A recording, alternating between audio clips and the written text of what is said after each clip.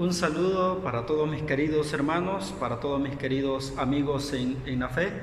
Dios pueda bendecirles en este hermoso día y Dios pueda acompañarles y brindarles de su protección, de su cuidado a cada uno de mis hermanos y mis amigos en la fe. Dios nos acompañe también en este momento de estudio que vamos a tener en esta hora. Esperamos que el estudio de su palabra pueda ser de mucha bendición en nuestra vida. Es un placer el poder compartir con ustedes el consejo de la palabra del Señor. Es un privilegio que Él nos concede siempre de meditar en las Sagradas Escrituras. Es una oportunidad para que nosotros reflexionemos y recapacitemos en nuestra manera de vivir nuestra vida cristiana. Hermanos, Dios nos acompañe y nos bendiga en este momento. Vamos a hacer una oración para pedirle al Señor que nos dirija en este momento de estudio. Cariñoso y amantísimo Padre que estás en el cielo, alabado, exaltado y santificado sea tu nombre. En esta hora del día, inclinamos nuestro rostro para darte gracias en primer lugar. Queremos agradecerte por tu misericordia, por el cuidado que has tenido de nosotros y porque a pesar que te fallamos, te ofendemos, tú no nos has abandonado, ni nos has pagado conforme a nuestras acciones, sino que has tenido misericordia de nosotros y nos das la oportunidad para reconciliarnos contigo. En este momento que queremos estudiar tu palabra, pedimos, Señor, que nos des tu Espíritu Santo para entender y comprender este consejo. Ayúdanos también a poder ponerlo en práctica y que sea de mucha bendición en nuestra vida. Bendice a nuestros hermanos, a nuestros amigos que van a escuchar este mensaje, que todos, Señor, podamos ser bendecidos por tu palabra. En Jesús lo agradecemos y pedimos estos favores junto al perdón de nuestros pecados. Amén. Muy bien, hermanos, vamos a aprovechar estos minutos y pasamos al estudio de la palabra de Dios.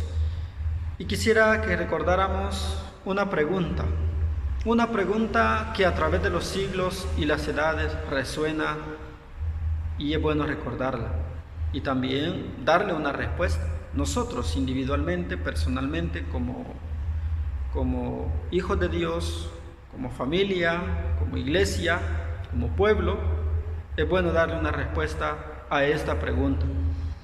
Y la pregunta la podemos encontrar nosotros en el libro de Éxodo.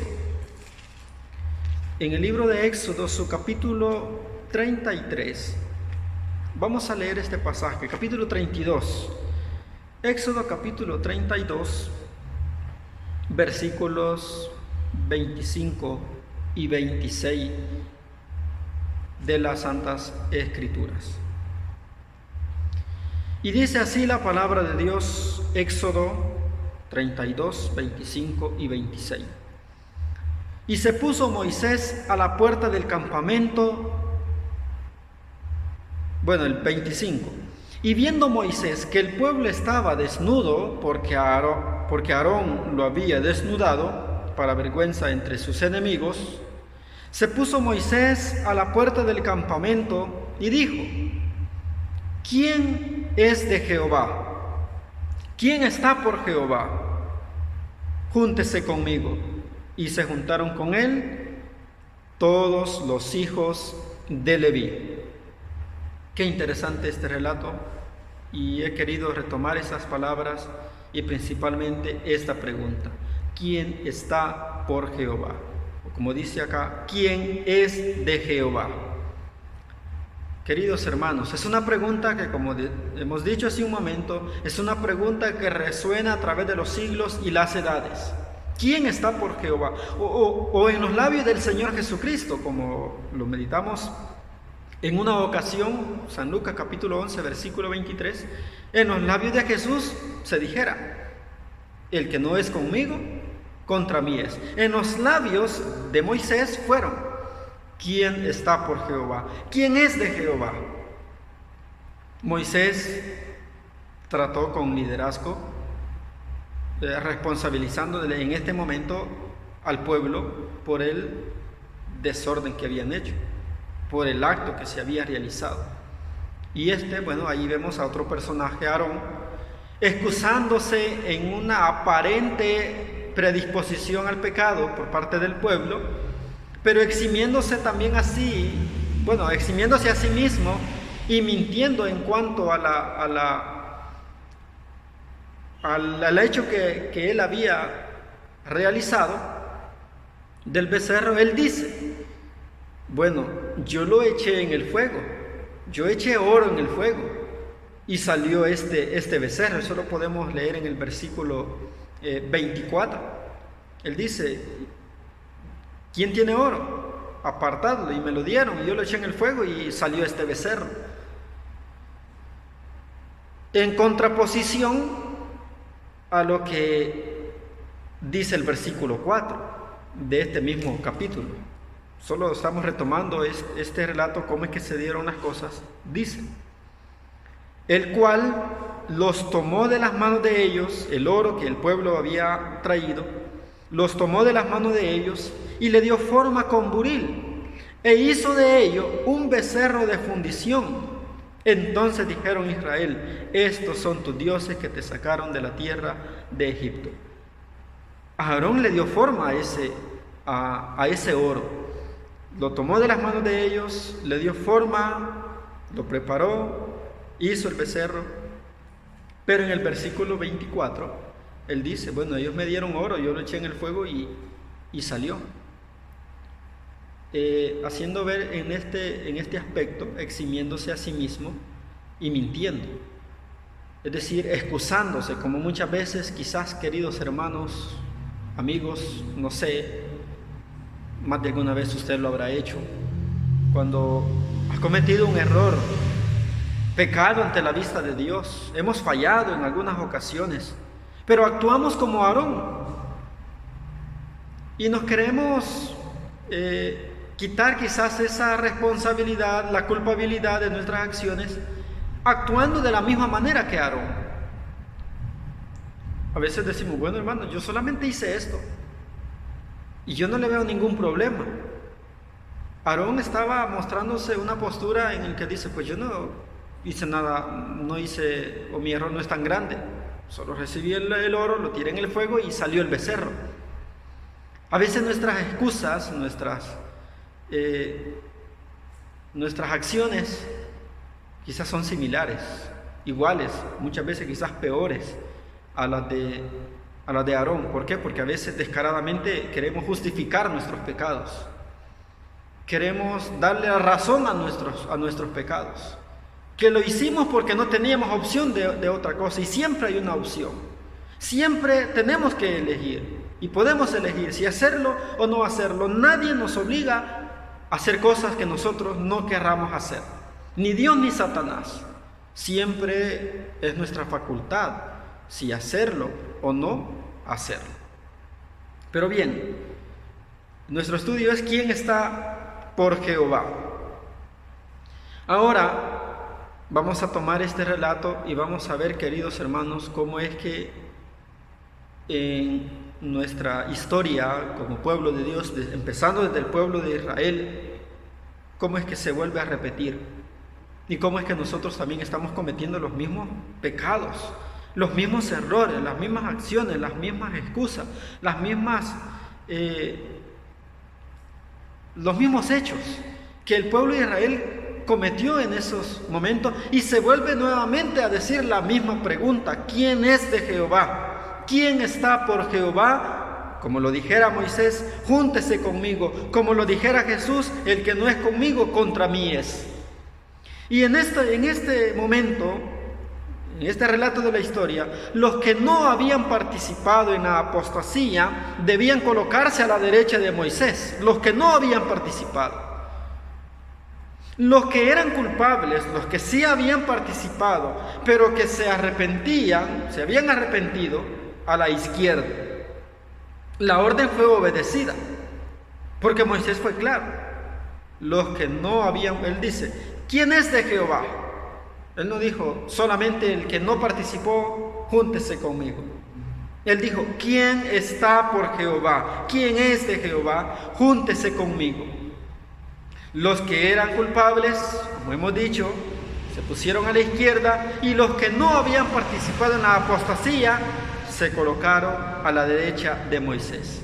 La orden fue obedecida. Se encontró que la tribu de Leví no había participado del culto idólatra. Y entre las otras tribus habían muchos que, aunque habían pecado, pero manifestaron arrepentimiento. Pero un gran grupo, formado en su mayoría por la multitud mixta, que es la que instó, la que instigara la fundición del becerro, persistió tercamente en su rebelión. Hoy, queridos hermanos, analicemos, llegamos como un paralelo en esta historia y en nuestra historia, en nuestra vida, como individuos, como familia, como pueblo de Dios, como iglesia en general. ¿Qué estamos haciendo nosotros? Fallamos, sí, estamos pecando. Pero cuando se nos hace una pregunta y se nos da a elegir, ¿qué respuesta damos nosotros? Porque todos pecamos, todos fallamos. Como en esta ocasión, habían unos que no habían participado de esta idolatría, que no se involucraron absolutamente en nada, ni entregar oro, ni mucho menos en preparar ese becerro, ni en la fiesta aún, ni habían celebrado la fundición de ese becerro. Pero habían otros que sí entregaron sus pertenencias, participaron de la construcción del becerro, participaron de la fiesta que celebraron. Pero ellos, o un grupo de los que participaron, mostraron arrepentimiento. Ahora hay algo muy interesante, que en el nombre del Señor, Dios de Israel, Moisés ordenó a los que estaban a su derecha y que se habían mantenido limpios de la idolatría, que empuñaran sus espadas y dieran muerte a todos los que persistían en la rebelión. Y en el relato nosotros podemos ver, bueno, ustedes pueden leer más detenidamente estos capítulos de Éxodo, capítulo 32, versículos desde el 25 en adelante, y dice la palabra de Dios que en ese día cayeron como 3,000 hombres, es decir, aquellos que se mantuvieron en su posición, que no quisieron arrepentirse. Se les dio la oportunidad de recapacitar, de reflexionar que lo que habían hecho había estado mal. Por eso es que Moisés les dice: ¿quién está por Jehová? Júntese conmigo. Tenían la oportunidad de arrepentirse, de reconocer su pecado, como también la tenemos cada uno de nosotros, de arrepentirnos de nuestros pecados, de apartarnos de ellos y de decirle al Señor: he pecado contra el cielo y contra ti, perdóname. Pero así como en ese momento hubo un grupo que se mantuvo en esa posición de rebeldía, así también quizás habrá hoy en nuestros momentos, en nuestros tiempos, en nuestra iglesia, en nuestro pueblo, personas o miembros que han fallado, que han pecado, y se les da la oportunidad, bueno, Dios les da la oportunidad de reconciliarse con Él. Pero podrían haber muchos que queremos seguir en esta vida de pecado. Queremos seguir disfrutando aparentemente de las cosas agradables que nos ofrece el mundo, que nos ofrece Satanás a través del mundo. Pero, queridos hermanos, resuena la pregunta: ¿quién está por Jehová? Como dijera Moisés: júntese conmigo, que se ponga del lado de Jesús. Y hay algo muy interesante en esto, y lo dice acá, en este pasaje del capítulo 32. Y cayeron del pueblo en aquel día como 3,000 hombres, sin tomar en cuenta, querido hermano, la posición, la parentela ni la amistad. Los cabecillas de la rebelión fueron exterminados, pero todos los que se arrepintieron y humillaron alcanzaron el perdón, la gracia y la misericordia del Señor Jesús. Los que llevaron a cabo este terrible acto, este terrible castigo, al ejecutar la sentencia del Rey del cielo, procedieron en nombre de la autoridad divina. Los hombres, nosotros, debemos precavernos de cómo en su ceguedad, muchas veces nuestra ceguedad humana, juzgamos y condenamos a nuestros semejantes. Debemos de tener mucho cuidado en eso. Pero cuando Dios les ordena ejecutar su sentencia sobre la iniquidad, debe de obedecerse. No podemos nosotros atribuirnos la facultad de perdonar pecados, diciendo, hermanos, perdonémosle, no le pongamos disciplina, no hay que excluirlo, hay que darle otra oportunidad, cuando es un pecado abierto. Por eso dice acá, y si hay algo establecido, cuando de Dios ordena o ha pedido y demanda ejecutar una sentencia sobre la iniquidad, sobre el pecado, debe de obedecerse. Los que cumplieron ese penoso acto manifestaron con ello que aborrecían la rebelión y la idolatría y se consagraron más plenamente al servicio del verdadero Dios. Y los que ejecutan también el castigo y la sentencia ante cualquier pecado están demostrando el respeto y la soberanía al servicio de Dios, su consagración al servicio de Dios. Así también manifiestan con ello que aborrecen la rebelión, que aborrecen la idolatría. Y de esa manera se consagran más plenamente al servicio del verdadero Dios. Por esta razón, queridos hermanos, Dios nos libre a nosotros de atribuirnos eso de decir, démosle otra oportunidad. Hay que cuidar de no caer en pecado. Hay que cuidarnos de no ceder a las tentaciones de Satanás, para que no nos veamos en estas condiciones. Pero como ya el pueblo lo había hecho, sí tenemos la oportunidad de arrepentirnos, pero tiene que haber un castigo, porque lo hubo. Aquí en esta ocasión hubo un castigo. Y todo pecado tiene su consecuencia. Si no lo recibimos nosotros, lo recibe el Señor Jesús. Pero de que hay un castigo para el pecado, hay un castigo, querido amigo y querido hermano. Y si nosotros no recibimos el castigo es porque Dios tiene misericordia de nosotros. Pero ese pecado no se queda sin castigo. Si no veamos la vida de nuestro Señor Jesús, todo lo que tuvo que sufrir por pecados que Él nunca cometió, por acciones que Él nunca ejecutó, y todo por amor a nosotros. Ahora el Señor honró su fidelidad, otorgando una distinción especial a la tribu de Leví. Ustedes ya reconocen, ya conocemos cuál fue esa bendición especial que el Señor otorgó a la tribu de Leví. Cómo Dios honró esa fidelidad y el haber tomado esa decisión de no participar de esa idolatría. Hoy sutilmente Satanás ha infiltrado filosofías destructivas en medio del campamento cristiano que enfocan hacia un pensamiento distinto al que el Señor quiere que nosotros manifestemos. El becerro hoy simboliza el poder humano que desplaza a Dios, la homolatría, la admiración excesiva hacia la propia persona. En 2 ocasiones los israelitas rindieron culto al becerro.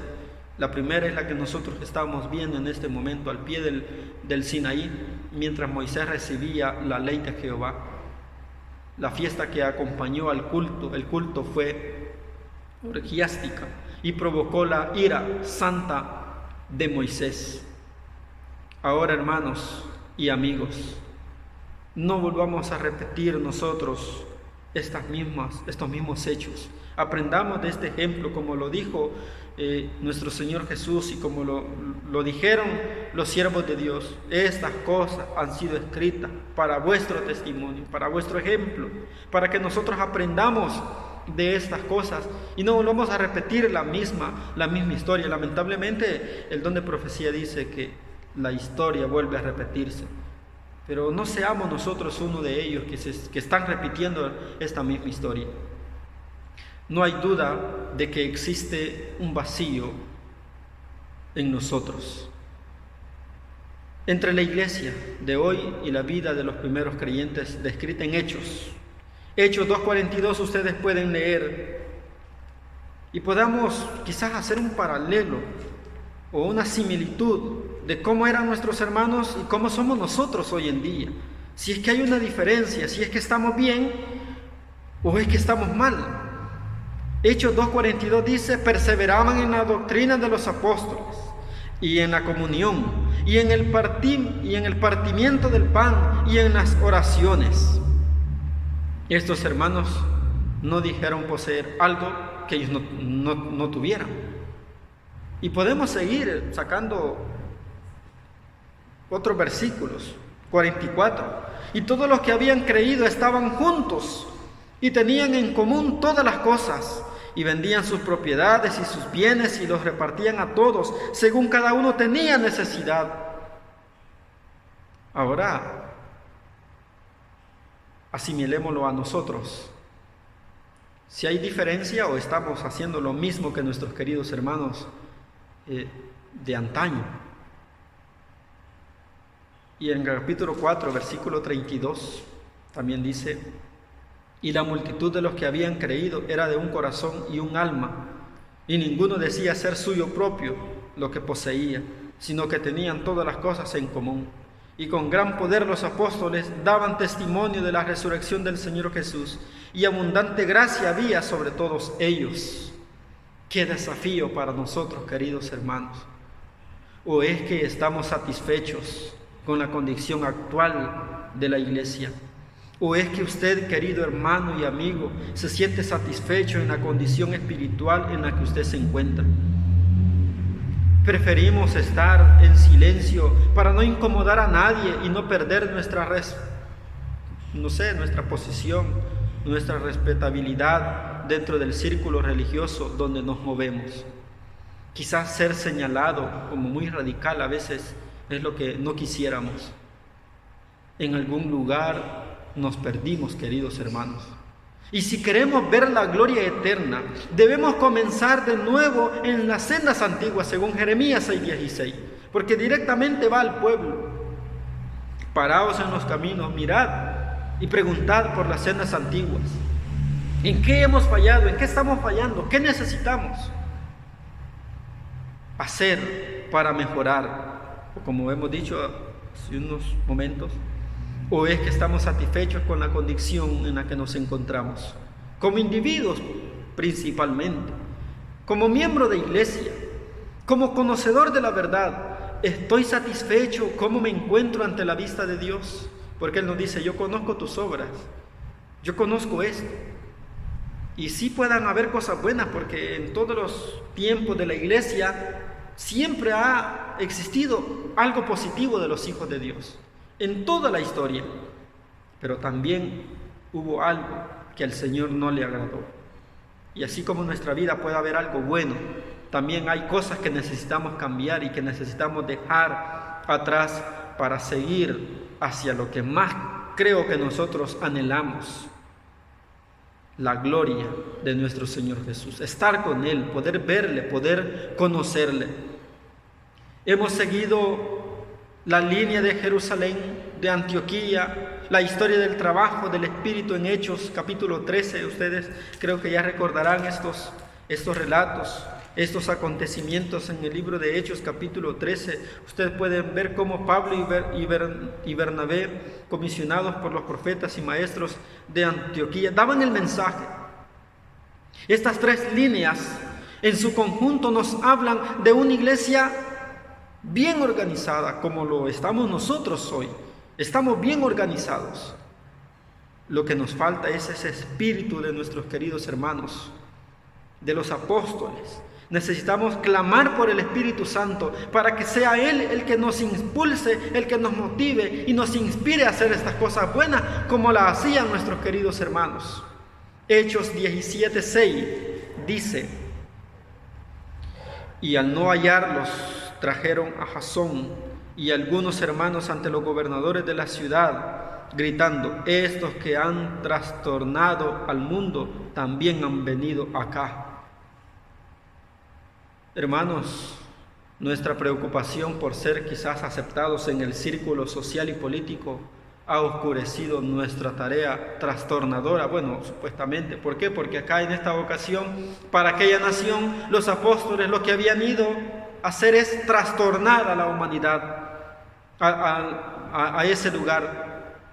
Hoy la gente cuando se da un mensaje quizás claro, directo, real, hoy dicen que son extremistas, exagerados, como lo vivieron nuestros queridos hermanos. Y nuestra preocupación por ser aceptados en el círculo social y político ha oscurecido nuestra tarea que debemos de estar realizando. Podemos observar los brotes de la apostasía de la iglesia ya en las cartas de Pablo. Él decía: nadie os engañe en ninguna manera, porque no vendrá sin que antes venga la apostasía y se manifieste el hombre de pecado, el hijo de perdición. 2 Tesalonicenses capítulo 2, versículo 3. Ahora, Cristo a la puerta llamando, Cristo fuera de la iglesia. Si alguno oye mi voz, ¿es que la iglesia no quiere escucharle? Es una pregunta. Bueno, son preguntas. Cristo a la puerta llamando, Cristo fuera de la iglesia. Si alguno oye mi voz. Y la otra pregunta es que la iglesia no quiere escucharlo. ¿Qué sucede con su pueblo hoy? ¿Estamos seducidos por las experiencias extáticas, por las riquezas que ofrece este mundo, por la prosperidad, autocomplacencia, el síndrome de la exaltación personal? ¿Buscamos nuestra satisfacción personal y no complacer a Dios? No, querido hermano. Cristo habla a su iglesia que se considera a sí misma, como dijera Apocalipsis 3, rica, pero no entendiendo que es pobre, ciega y desnuda. Muy pocos hoy en la iglesia escuchan su voz. ¿Por qué? Porque Cristo dice, si alguno. ¿Por qué Cristo no dijo multitudes? Porque, querido hermano y amigo, su manada es realmente pequeña. Es un grupo pequeño. Y hoy en día nosotros tenemos ejemplos que imitar y seguir. Mientras Elías veía a Israel hundirse cada vez más en la idolatría, su alma se angustiaba y se despertó su indignación. Dios había hecho grandes cosas para su pueblo. Lo había libertado de la esclavitud y le había dado las tierras de las gentes para que guardasen sus estatutos y observasen sus leyes. Pero vemos cómo es que se comportó el pueblo. Ahora, características del mensaje de Elías y Juan. Ambos fueron atrevidos y audaces. Elías en su parte: yo no he perturbado a Israel, sino tú y la casa de tu padre, dejando los mandamientos del Señor y siguiendo los Baales. Juan: no debes tomar la esposa de tu hermano. Tanto Juan el Bautista como Elías no mostraron temor al predicar su mensaje y en forma directa y sin rodeos ante gobernantes y gobiernos. Jesús dijo que esto ocurriría una vez más, que esto ocurriría otra vez en los últimos días. Dice Marcos 13, 9. En este pasaje de las Escrituras ustedes pueden buscarlo. En el libro de San Marcos capítulo 13, versículo 9 dice: y os llevarán ante gobernantes y reyes por mi causa, por testimonio a ellos. No debemos buscar la aprobación de los hombres, sino de Dios. Para establecer un gran reavivamiento, el mensaje de Elías debe ser una proclamación atrevida y sin temor de la verdad transparente y no comprometida, que a veces no goza de popularidad. Dios nos ayude, queridos hermanos, a ponernos del lado correcto. Dios nos ayude a que este ejemplo y esta historia del pueblo de Israel nos pueda ayudar a nosotros a tomar las decisiones correctas. Y si recordamos la pregunta, ¿quién está por Jehová? Dijera Moisés: júntese conmigo. Si nosotros hemos fallado, si nosotros hemos pecado, seamos de aquel grupo que reconoció su pecado y se arrepintió y alcanzó la misericordia del Señor, el perdón de Dios. Y que Dios nos pueda ayudar, Dios nos pueda bendecir a luchar contra el mal, a vencer el pecado y a no ceder ante las tentaciones y trampas de Satanás. Dios bendiga su palabra, queridos hermanos, y nos ayude a todos nosotros a ponernos del lado de nuestro Señor Jesús siempre. Es nuestro deseo en este momento. Amén.